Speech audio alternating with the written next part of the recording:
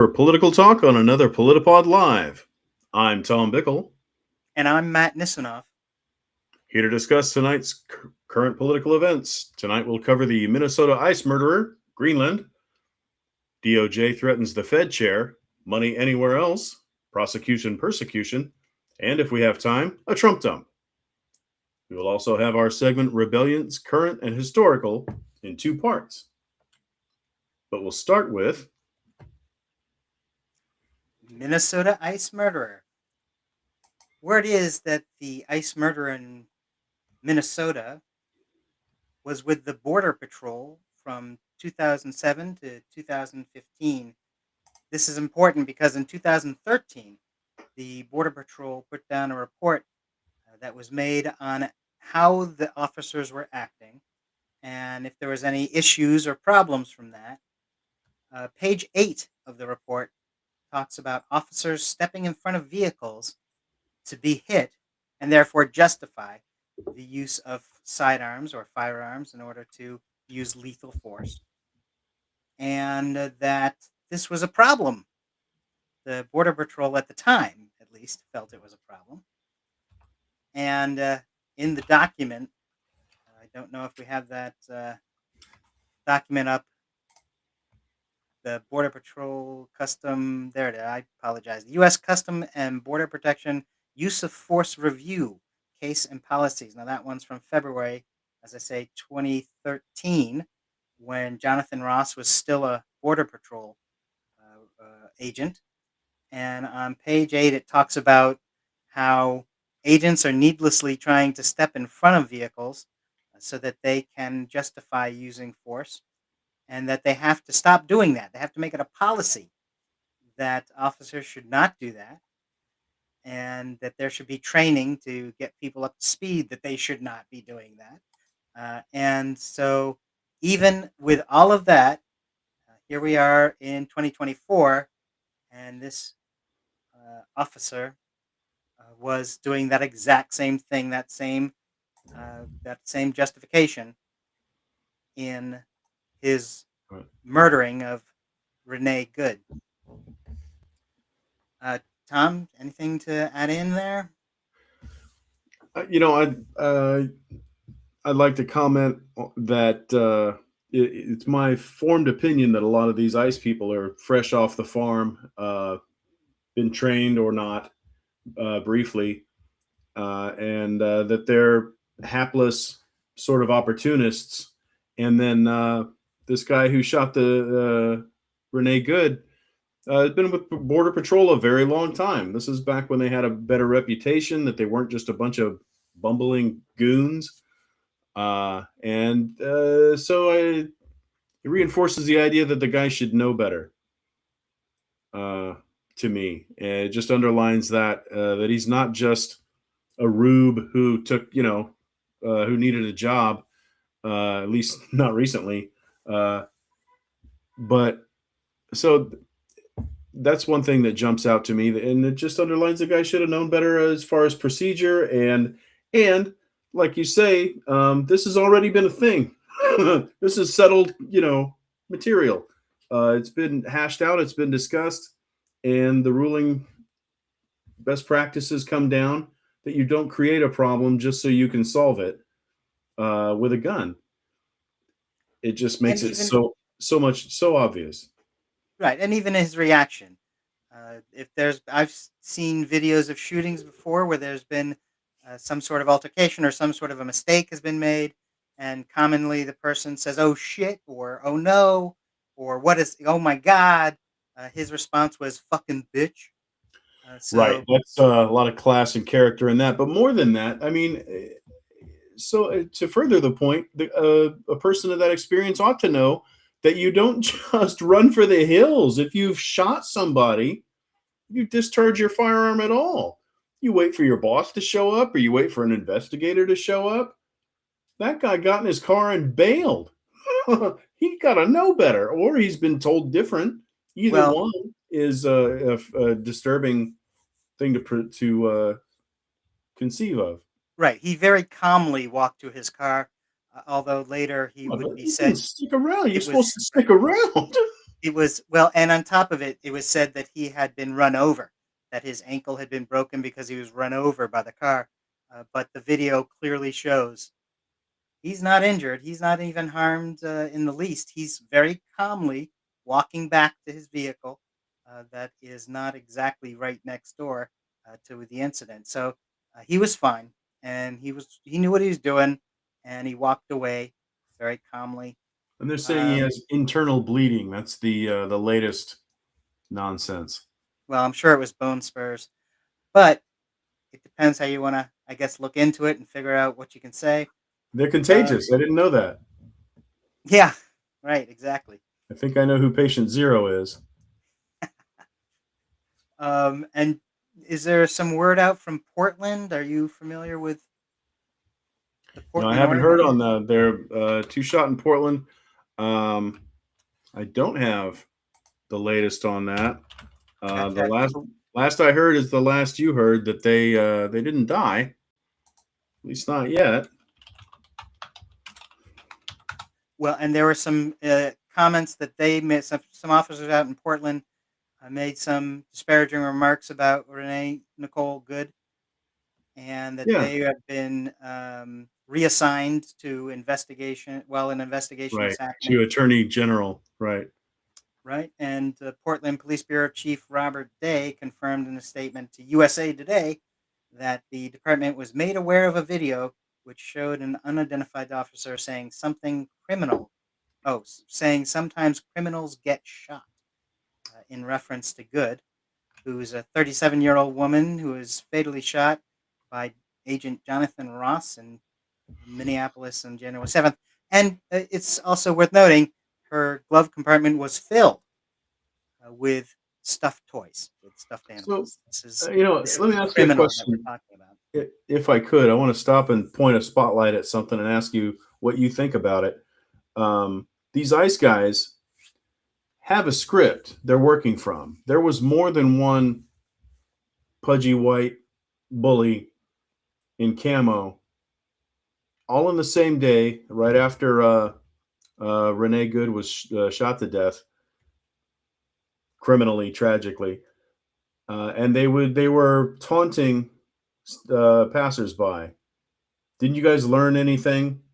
Sometimes criminals get shot. Someone's telling them to go out and stir shit. They can't just stand there and collect their $45 an hour or whatever it is they're collecting on the public dime. They have to turn around and hassle even protesters. You don't say things like that unless someone has told you, and you don't do it in a concerted effort. It just doesn't. I don't know. Maybe it's just common culture among ICE agents to be belligerent like that, profoundly belligerent. Um, but it strikes. I don't know. It makes me think yet again that they've been instructed to be aggressive and make trouble and try to get a response. And they've got their own cameras out, the ICE agents, and they've got failed to mention this the last time we talked about it. They've got other people. They've got just cameramen just out there collecting propaganda so they can put out videos. And they're hoping and praying that somebody will get out of line so they can show them getting waffle stomped and dragged off to an SUV with different plates every half hour. Anyway, so Absolutely true. when I say, Absolutely. do you think there's any validity to that? You think that it's possible they're being instructed to make trouble, or are they just is it just part of the fun? Sure, they're certainly being taught to be provocative, trying to create an incident so that they can justify their being there, and justify their use of force, and justify their pretending to be law enforcement, which they are not. They're border and customs patrol. They are not law enforcement, and so anything they can We do to keep sort of saying that. help. We keep saying they don't have the authority to drag you out of your car. They don't have the authority to shoot you in the street. They have the authority to go to the border and go stamp, move along, stamp, move along, and yet they're armed to the teeth. And I don't know when reality and this lovely idea we have are going to meet and make Well, I sense. don't, there's something happening. I think. I mean, so Good. to Something to should. add to your argument. and something that I agree with what you're saying. But at least 13 incidents of shooting into cars has happened since July by ICE, with 8 people shot, 2 people dead, and all at the hands of untrained people playing law enforcement. These are not police; they're immigration. As I was saying, they're immigration and customs enforcement, uh, and Illinois and Minnesota are legally challenging them now, which is a step in the direction we want to see. The federal probes are so blatantly corrupt that prosecution from the prosecutors from the Civil Rights Division have actually resigned instead of participate in sham investigations to help cover things up. Another step to the right direction.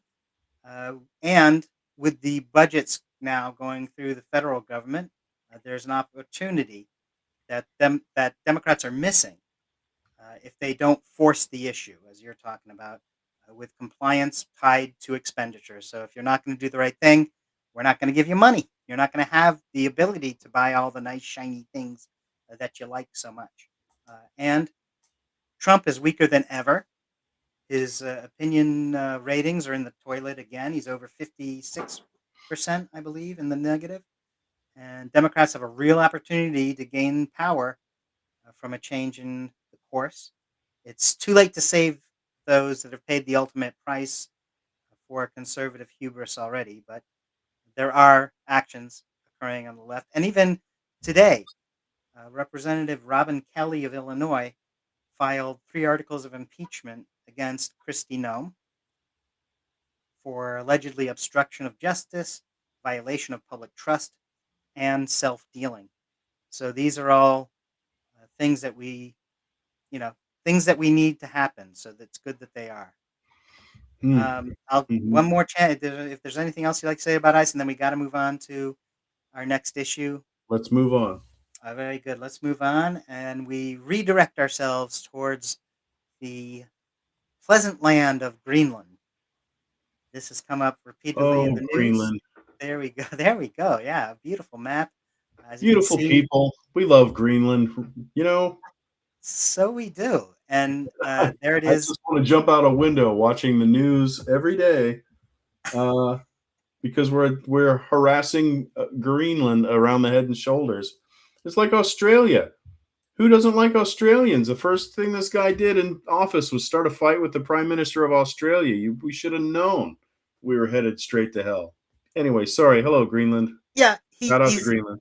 he's going to start a thing with everyone because everybody else has natural resources and he wants the natural resource. I mean, he's publicly stated the reason that he would want to take over places is not to simply take it over, but he wants to take it over because it will make him money. He wants the natural resources Right. that are under the land, and So he can he what? doesn't Own feel it? that he What can. in the hell are you talking about? And he did the same thing to Venezuela. He's like, "Hey guys, look at this great oil-rich country," and they're like, "Dude, all the infrastructure's rusted to shit. It'll take us 30 years to get our money back. You're not guaranteed to make it another 18 months. What are we gonna, what do you think you're doing? It's like a dog that brought you a turd because he thought you would love it. Or no, cat with a bird, probably better on the rewrite. But either way, it's a dumb animal bringing you something you apparently he thought you would love, and you're like, ugh, let's scoop this back outside. Uh, Greenland. If he Well, takes, my God, is it? This is what I understand to be true. Please correct me as I am mistaken. If we move on Greenland, Europe has the power to kick us all out of our bases, reducing our footprint around the world almost immeasurably. And they can sell off a bunch of our financial assets, and our economy will go take a straight train ride straight to hell. Are either of those real things? they are, and he's already screwed up our economy. But yes, it would get even Well, worse. I And in addition to haven't seen that, nothing yet. would an attack on Greenland would trigger NATO and its agreements, and that means all of our allies would have to and are preparing to defend Greenland from whoever would attack it, because that's the agreement in NATO that a NATO member, if attacked, is defended by everyone. Yeah. In fact, it's there was this bipartisan delegation I mentioned last week that was from Denmark that was going to talk with U.S. officials and others, and they did do that. But after the meeting, the Danes came out and said there are fundamental disagreements, and there's nothing that we can, there's a stop in the talks because there's no way we can move forward. But what did come out of that is that the Danes allowed a team of 13 German soldiers to come to Greenland in order to provide reconnaissance for EU troops.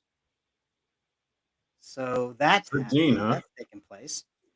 And you're right, the whole thing about critical resources, they're not currently being brought out like Trump would like to see, or he's been told that he should see. And because he doesn't own it, he's making statements about how he can't possibly protect Greenland because he doesn't own it. It's not a personal interest, and he just doesn't care about it until he does. So if he takes it over, then he'll be happy to defend it. But the problem is, as we were just talking about, that triggers NATO, and NATO is ready to do that, take that step.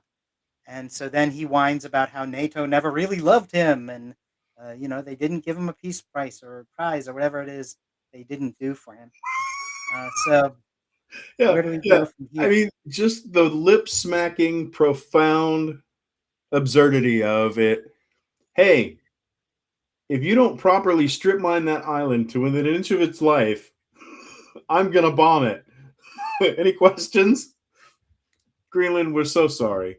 We're doing everything we can to get this fixed and mixed, and this little mix-up all tidied again. And Hang in there. before we head on to the next segment, I believe we do have a shot of the sort of territory that we're talking about, the town or a village in Greenland, what it looks like. I don't have that. I No worries. We'll, apologize for we'll have that technical for you difficulties. next week, That's right. but hardly a, um, well, frankly, quite idyllic with the northern lights right over it. So it's beautiful. And it's quite a change of pace to see. You So, know what? but let's move on to, oops, there we go. Nope, nope. Let's move on All right, we'll from move on. Greenland. We'll head off to the rebellions, current and historical, part one. And you wanted to mention a couple of things about Paris, I believe. Yeah, there we go. Rebellions, Absolutely, revolutions, and history. absolutely. Always happy to invoke Paris. And when it comes to rebellions and revolutions, our friends the French, boy, they are not to be diminished in comparison. Uh, I've been reading up a little bit on the resistance. Current times. No particular reason. Just reading up on Nazi occupation and authoritarianism. And in Paris, uh, there was a lot going on in the 40s. And the first significant resistance, according to my friend Wikipedia, the first significant resistance organization in Paris was formed in September in 1940. I believe the Nazis were in June. So by September, a group of scholars connected with the Musée de l'Homme, the Museum of Man, the Ethnology Museum located in Paris, it was started by a bunch of museum nerds.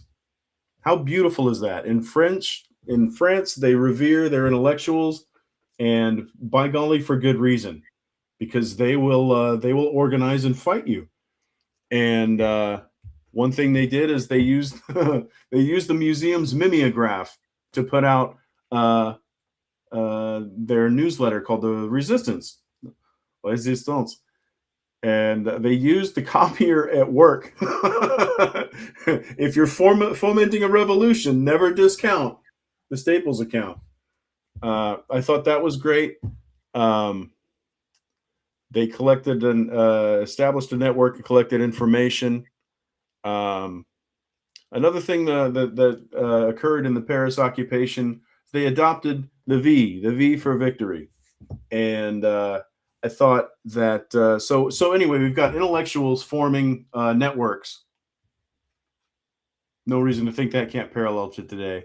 and communication, underground communication, clandestine communication could be handy. Just saying, if you're a student of history. The V for Victory, they had a nice, simple visual. You know, they had a logo. People could scrawl it with around Paris with chalk or something else to keep the Germans on their toes, let them know you're surrounded. Uh, Psychologically, that's got to be a good thing. Um, you know, we could adopt a little branding against an authoritarian. So I thought that was, you know, a little practical. History doesn't repeat, but it rhymes, like they say. Anyway, so I thought those were some interesting tidbits. I went to I couldn't find it before the show. I'm kicking myself. I went to the Musée Les Invalides in Paris, and they have this. Not surprisingly, they had an exhibit dedicated to World War II and the soldiers that fought in World War II, but also the resistance. They had they had like uh, engines, trains, train engines, and railroad tracks and different things. They had exhibits showing that they had been blown up, and they would paint where the different color where the explosives had rent the metal, so you could really see. Anyway, great exhibit, and it was dedicated to the resistance because they scuttled transportation and a lot of good stuff for the the good guys.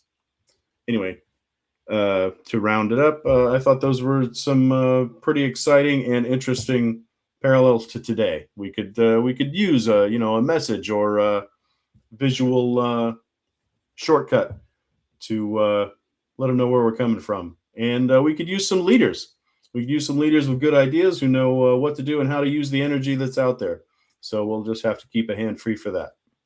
Well, I was at a meeting of a political group recently, and there was a big discussion centered on to move forward. We need to have a person in whom we can, say is the leader, and to have as a not only as a someone who's putting things forward, but also someone we can believe in.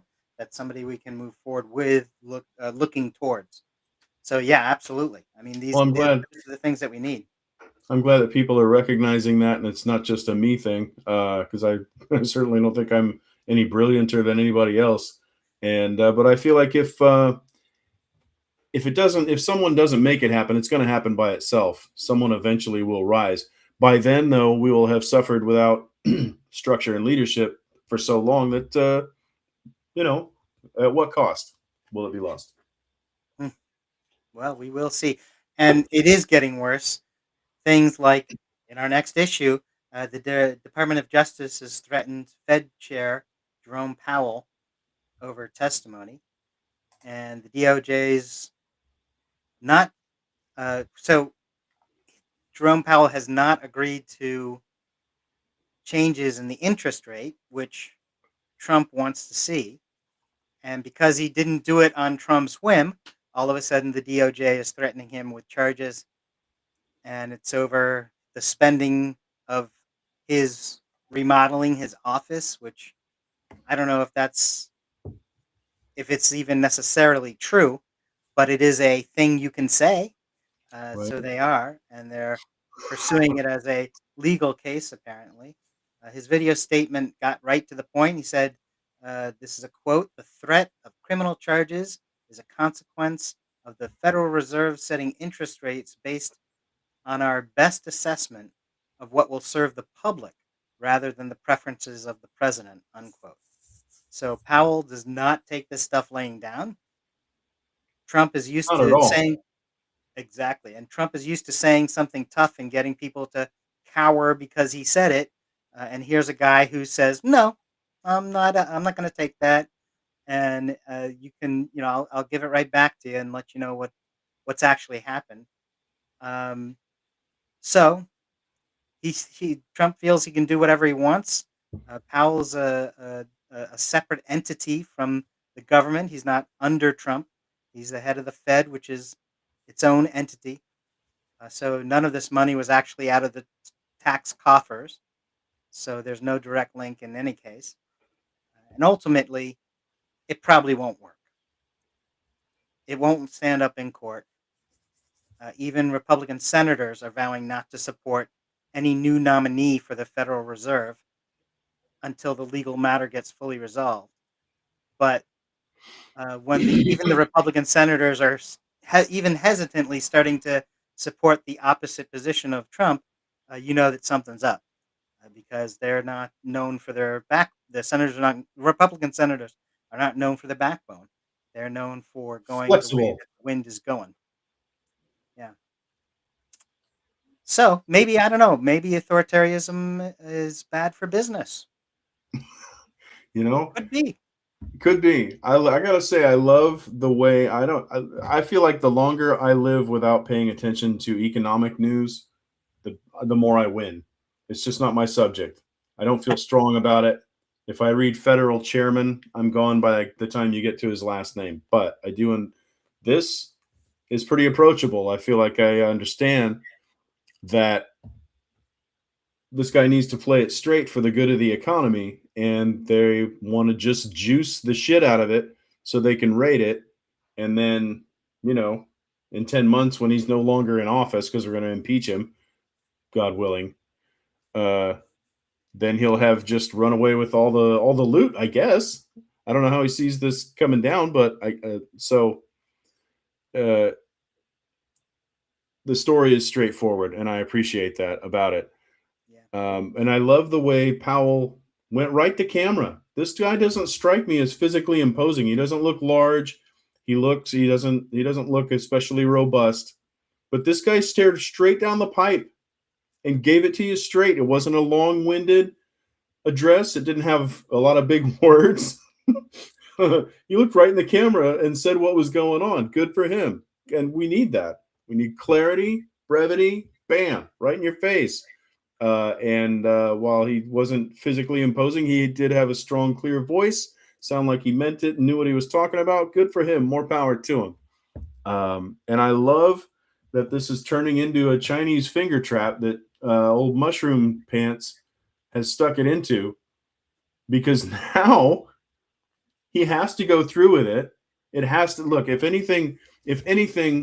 it's like any of those other cases, it's absolutely written on the back of a napkin with next to a cartoon set of boobs. There's no. It has. I expect. I'm gonna be very disappointed if it doesn't burst into flame at the first contact with reality and the courts. I can't imagine Powell has done anything that they can pin on him. He just doesn't seem that exciting. Okay, I could be wrong. We'll Yeah. find out. Yeah. But it just seems like it couldn't be more obvious of that. It's just uh, uh, Same threat. old. Yeah, it's blackmail. What's the Yeah. word? Two words sounds like. Um, and that nobody rich wants that. Nobody wants Trump with his hand on the lever. Economy good, economy bad. Economy good, economy bad. It's not going to be good for them. They need stability to make the system pay for them. They need to know what's going to happen next year and next 10 years. And Trump is like, every day is a new day. So I love that it's not paying off. He thinks he's going driving to glory, and he just keeps running into speed bumps and brick walls. So, and thank God for that, because too much has already See, gone his way. and you had mentioned that you are not a big fan of economic stories, and True. that they kind of have your eyes glaze over, and you're kind of waiting for the last sentence. And I wanted to just say you're going to hate this next segment because we are rolling into the money anywhere else segment. And Yes. we're going to talk about a couple of things economic, one being a trade deal that's being reached by the European Union and Mercosur, which is a trade collective in South America. In fact, it's most of South America. The EU and uh, South America have a trade deal on tap here that's going to remove most tariffs and reduce anything that's left, any other tariff that's left, including things like beef will be reduced to 7.5%, and Farmers in France and Poland are very unhappy about this deal. It will clearly mean that there'll be more products coming from South America, and they don't like that. They're blockading streets with their tractors in France and Poland over this. What's French Meanwhile, for in good trouble? That's what I want to know. right, exactly. You mentioned that they are well rehearsed in acting. They are not shy about their making their opinions an action. That's right. And so we're seeing that here as well. However, Italy and Germany are for the trade agreement, so they are backing it. Whereas in South America, the catch is most of the countries, as I said, so Brazil, Argentina, Bolivia, Paraguay, Uruguay, and even one Central American country being Panama, which is connected to South America. All of those are the full members. The other full member, Venezuela, has been suspended actually since 2016. So there have been internal issues that have taken Venezuela or caused Venezuela to be suspended in the trade pact. But almost every other country that is in South America is then a associate member. So it will involve all of that continent, and even Mexico has a observer status in this trade group. So there's far-reaching repercussions. And in general, these countries are for the deal to open markets. But what they don't like, the South Americans don't like the environmental protections or the labor protections that the Europeans are bringing to the table. So there's plenty for each side to like and not like, as any trade Right. agreement I expect. And we'll have to sit Sounds and familiar. see exactly. We'll have to wait and see if it actually takes place. And how will that, the world is figuring out that it needs to have stronger trade agreements and stronger deals with other parts of the world. That America is not the only place or even the primary place anymore in the world order. That they have to figure out how to work together. And in June's G7, another issue is that at the G7 meeting in June up in Canada, there were some discussions about extractions of minerals, and we were talking about natural resources earlier. And they want to find a way to provide it to member nations and undermine China's increasing reach into the markets for the minerals. And earlier this week, Canada's finance minister met with G7 partners and what's described as other like minded countries. I expect that might mean the US. I don't have any proof of that, but they're not considered a partner, but like minded, to determine the supply routes as the Great White North begins to start those mining projects up to follow through on the promise. So that's some trade things that are happening around the world. That can bring us over to our next segment, which is more rebellions, current and historical, part two for today. A couple of things are going on that should be mentioned, and that would be, for starters, Iran. What's happening in Iran is there are actions being taken against the government. People are in the streets, and it has there's actually several thousand people who have been killed in the streets, and more people are going into the streets as well. So I don't know. Do we have a video that we can run for a second? About a minute's worth of a video showing what's actually happening in the streets. For yet another night, the streets of Iran are filled with protesters, risking their lives in the face of a brutal and deadly crackdown by the Islamic regime.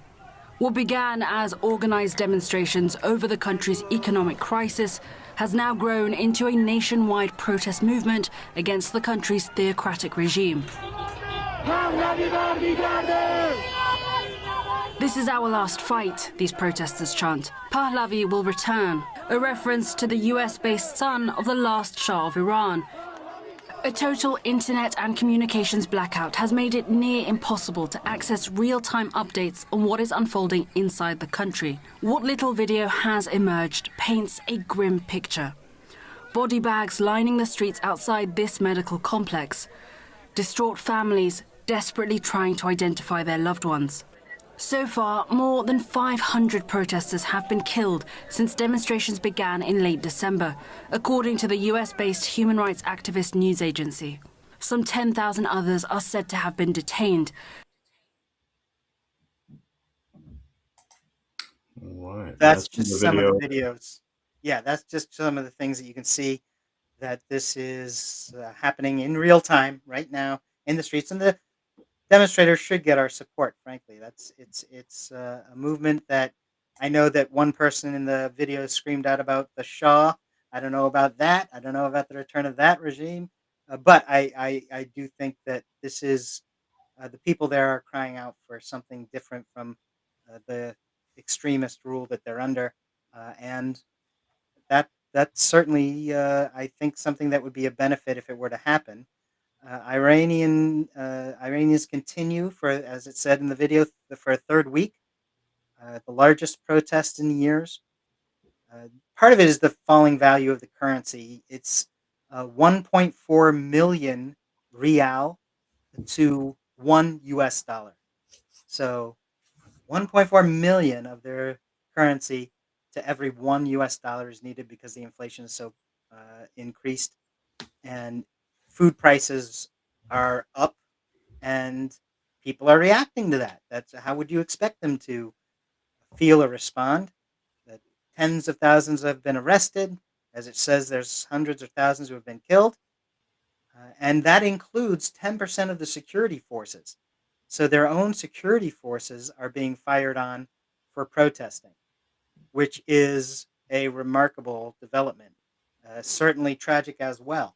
But when your own security forces are the ones that are in the streets protesting, this is signaling something, a big change is coming.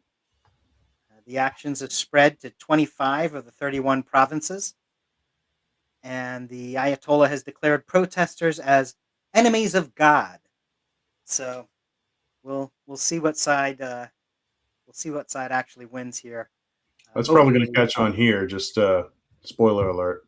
yeah. Well, we already got enemy of the people, I believe. So Enemy of the we're state, working enemy our of the people. enemy Yeah. of the state. Yeah, we're working our way up to enemy of God, maybe one day. Yeah. Um, We dream. Another rebellion that is worthy of being mentioned here is that earlier today in South Korea, and you can put that up whenever you have it pull up. Earlier today, the courts demanded the death penalty for the most recent former president for his actions of declaring martial law, bringing troops into the capital city under an executive order. That happened in December 2024. And they're labeling it a rebellion. Yoon Suk Yul, I believe it is pronounced. I apologize if it is not correctly pronounced. He rose to the presidency after only a year in politics. He skyrocketed in the Conservative Party and indeed became president of the country. But as president, with an assembly led by the opposition who didn't agree with him and his policies, he at one point did declare martial law, and a variety of other actions resulted in 7 different trials that he's currently facing, and one of which has called for the death penalty. He claims that martial law was just a way to overcome the wickedness of the quote unquote, the wickedness of the opposition, and that he says that shows he should not be charged with rebellion because he was just fighting wickedness. It's a bold strategy, Cotton. Let's see if it pays off. Yeah, exactly. That is an argument. That's what that is. Some people have pointed out that the opposition was potentially going to open an investigation about his wife, who there are videos of accepting luxury gifts, who allegedly had been involved with stock market manipulation, and who exerted inappropriate influence over Conservative Party candidate selection. And that might be a different reason for him to have done this, as opposed to I mean, overcoming wickedness. this is pretty basic corruption. Is this even still a crime? I don't know. They weren't even Well, trying hard. yeah, right, right. Could have put in an effort, but there you go. I mean, he's still gotten the charges, so we'll see how it plays out. The last time, and I mentioned this was over a call for the death penalty, but the last time there was a call for the death penalty was the leader back in the mid 1990s, who is a military strongman, Chun Du Huan, and he was sentenced to death, though later it was commuted to life in prison, and then later on, even further later on, was reduced to parole. So I don't know that Yoon will actually face the death penalty, but he is being charged with it, and he may even be found guilty of it. We'll have to continue to keep an eye on South Korea and see how they handle it. But getting him out of office and getting him into a courtroom, excellent first step. I mean, there's an example that that is a good one, I think. Anything else about South Korea or Iran before we move on? I'm not sure what to make of it, but Nicolas Sarkozy just went to jail in France, and he was out in like 3 weeks. He had a 5-year sentence, and like 2 or 3 weeks later, they're like, "Well, that's close enough. House arrest or something. I don't know what he's doing now, but he ain't doing it in prison." And some of these guys, they get the death penalty, and then they get paroled or commuted, and then some of them just I don't know. I don't know what the difference is. It just perplexes me. I feel like at some point I want to feel a little satisfaction. Oh, you can hold your leaders to account. Oh, you can put people in jail. And you're like, you feel vindicated. You're like, well, at least one country got it right. And then 3 weeks later, just cha cha cha cha cha, I'm free as a bird now. Uh, so I don't hope the guy. I'm not wishing anybody dead, but I would like to see some consistency. I don't like how it's too fashionable to let people off the hook, and bygones are bygones, and he meant well. He's not a bad guy after all. No, they're very bad people. Some of them are very bad people, Yeah, and Bolsonaro is still in. yeah. So we'll see what happens with that, and then we'll see what actually happens with Yoon. We'll just can't predict what will happen. But yeah, you are right. There's a lot of them that do wind up being provided with serious sentences, and then things boil down over time, and So off they many go. things. You got appeals. You got I don't know. Who knows? Well, so let's move on then, and that Yeah. is bringing us to our next issue, which is we're calling prosecution persecution, which is meant tongue in cheek, really. There's, as is inevitable, Pam Bondi's run afoul of the of he who is allegedly called Chicken Mussolini. The DOJ's failure to persuade to prosecute Letitia James and James Comey due to the Trump-appointed Lindsay Halligan is now all Bondi's fault, according to Trump. And we'll call.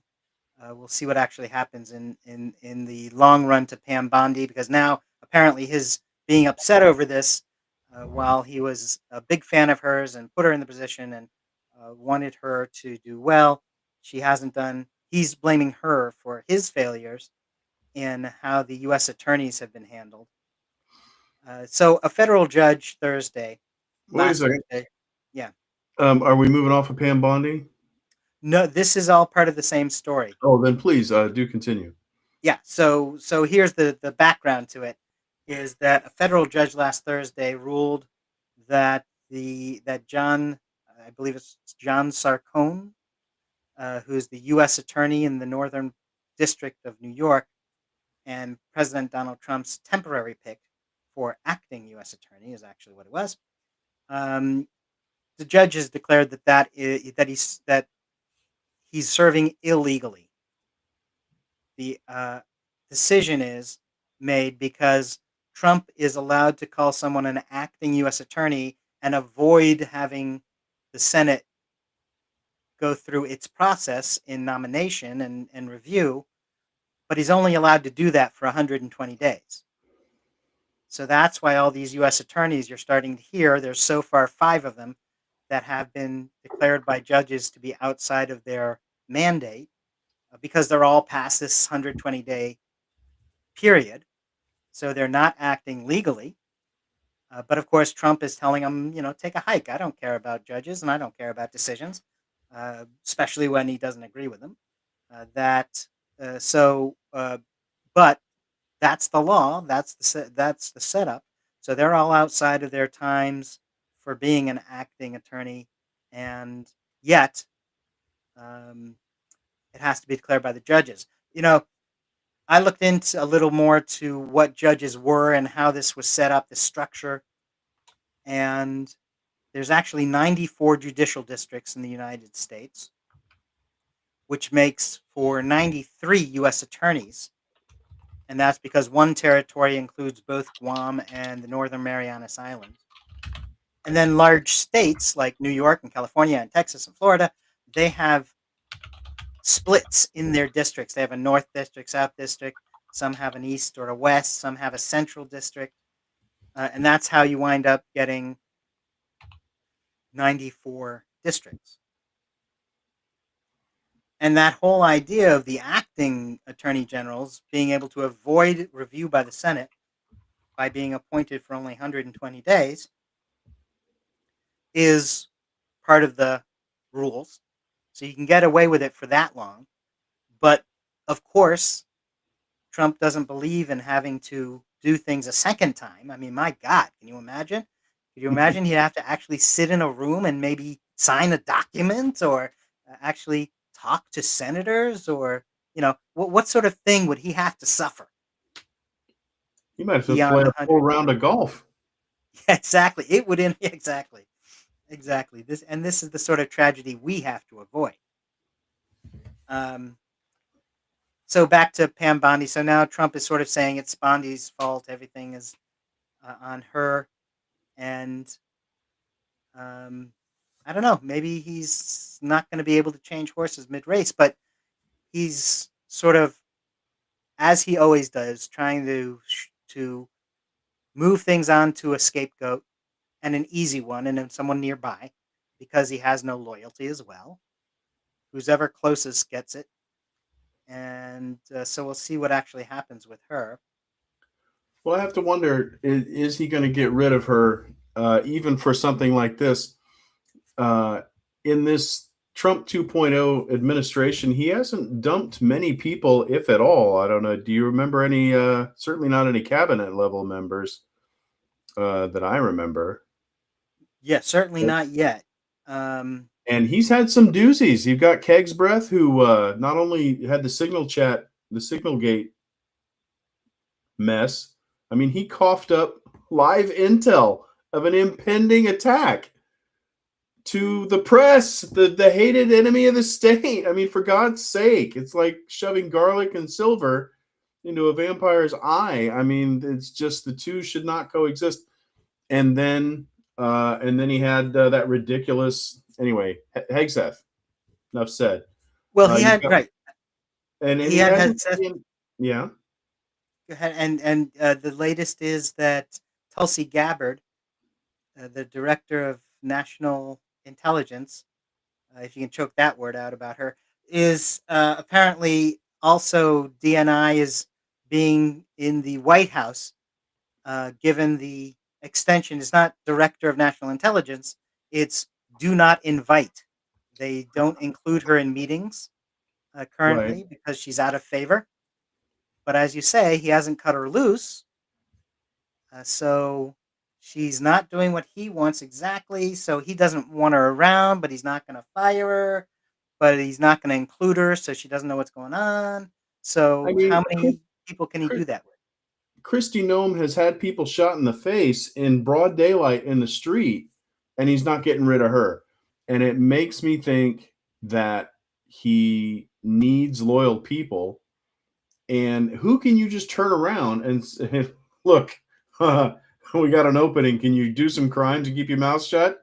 All right. Those are hard to come by. There's a lot of pressure. I think I think he's got his people where loyalty truly is the currency, and he needs somebody he can wipe his dirty feet on at any moment, all the time.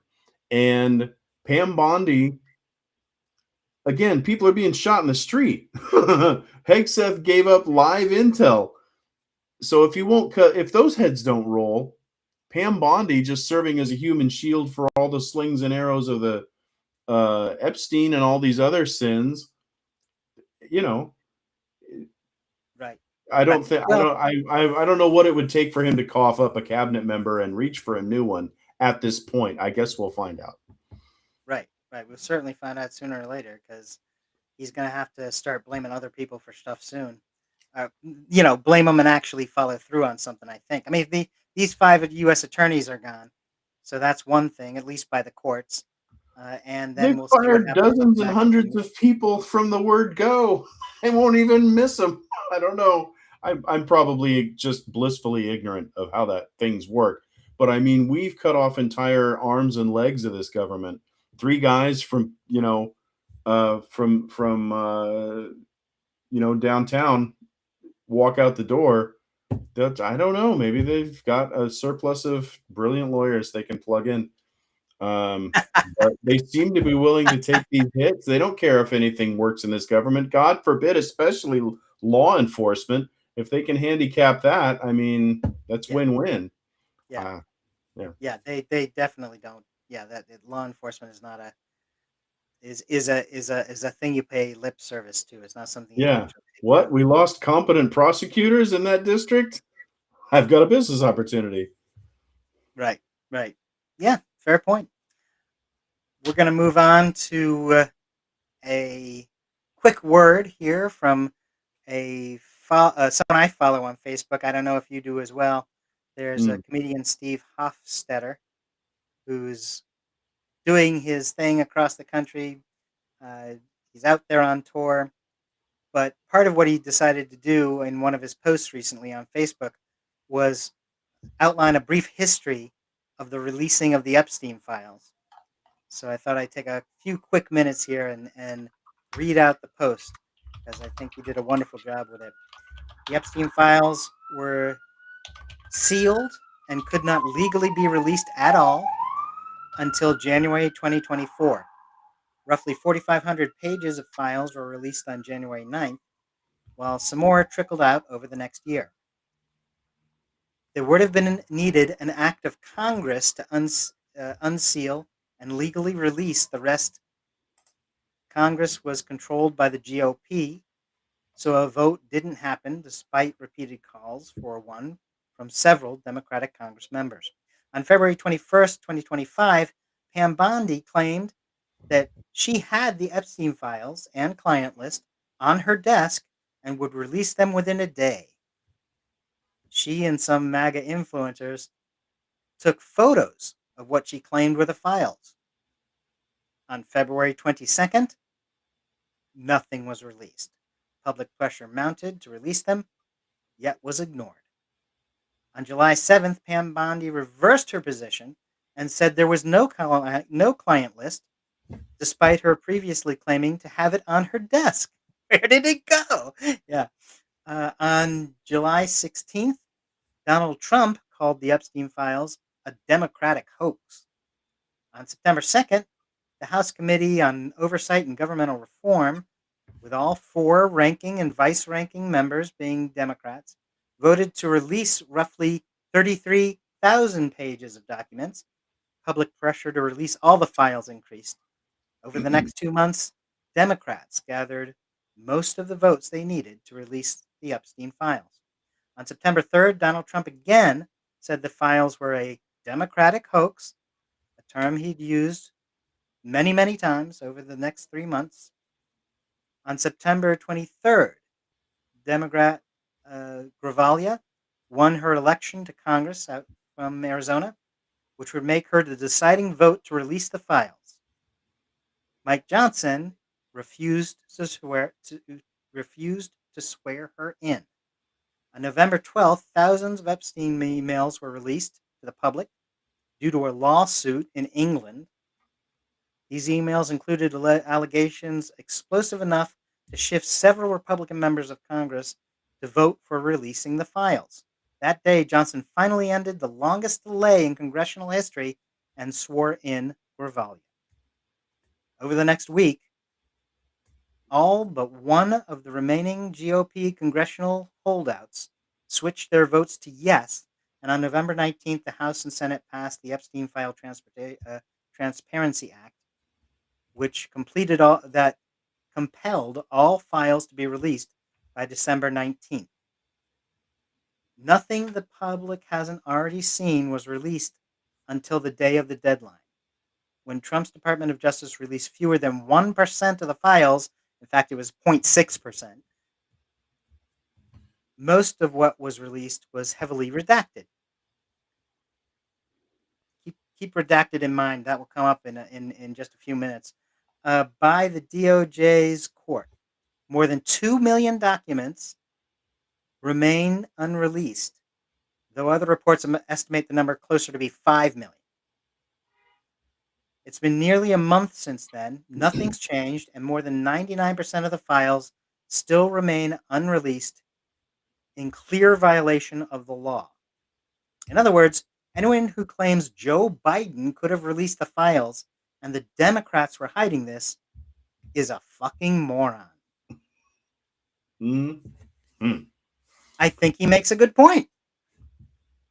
Strong point.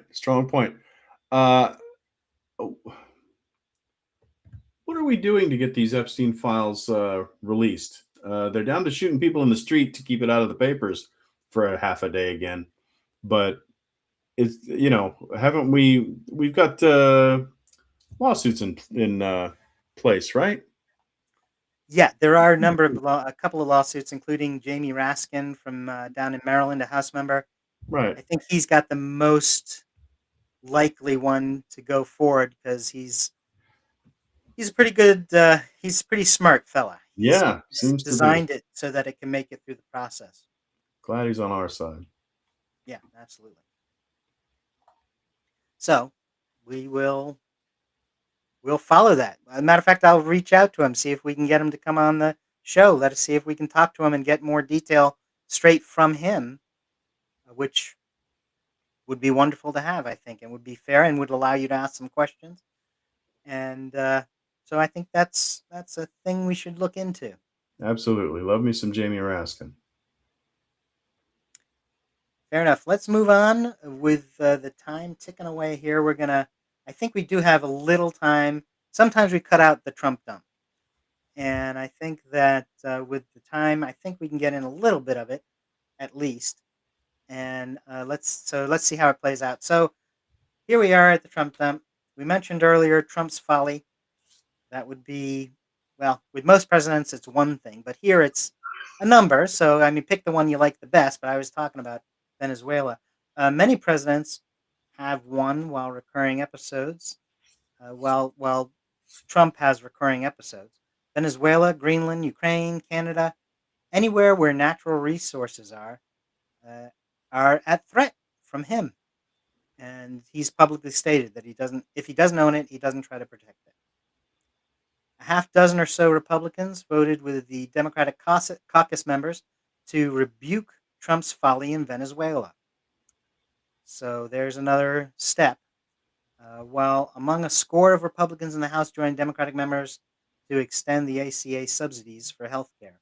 The House action is particularly noteworthy because Senate Majority Leader and guy who always takes both 2 hot dogs and 2 hamburgers at the cookout, John Thune, says the ACA issue will not be given a Senate vote. So the Senate seems to be the place where things are locking up. I mentioned there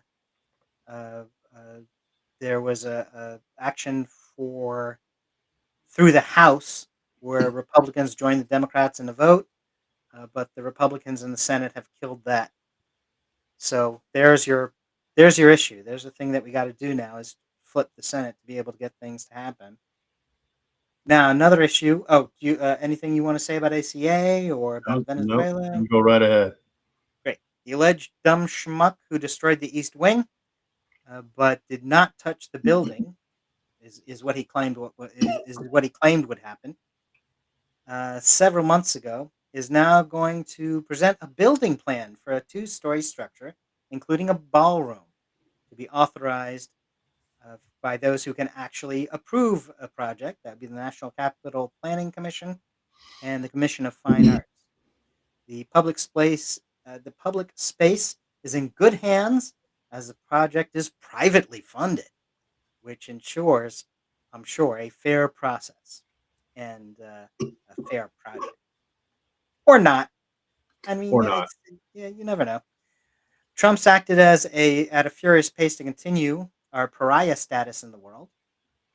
He just removed us from 66 international organizations, many from the UN, including the Green Climate Fund, which supports poorer nations with extreme weather effects, droughts, and rising waters. A question being asked in MAGA is, are they splitting up? Not just because of the Epstein files and their stalled release or their redacted only versions.